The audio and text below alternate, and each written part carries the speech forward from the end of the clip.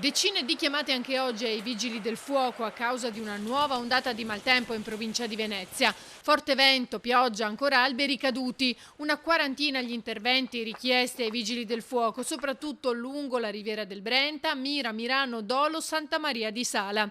Su Marghera si è abbattuta una forte grandinata, oltre che strade completamente allagate. Bloccato da un albero il passaggio che porta al centro commerciale La Nave de Vero. Colpita anche Venezia, a Malamocco i vigili del fuoco con i sommozzatori sono intervenuti per un'imbarcazione bloccata. In Rio San Boldo invece, dopo la grandinata, l'acqua è diventata quasi arancione, probabilmente a causa del dilavamento del terreno di un campo da tennis privato poco distante.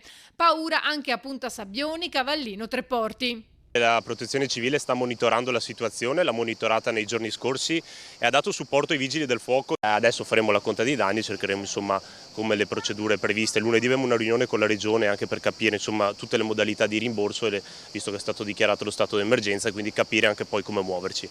E tra chi necessita urgentemente di rimborsi sono ancora gli abitanti di Dolo, che si erano appena rialzati dal tornado del 2015 e che continuano a subire danni da mercoledì.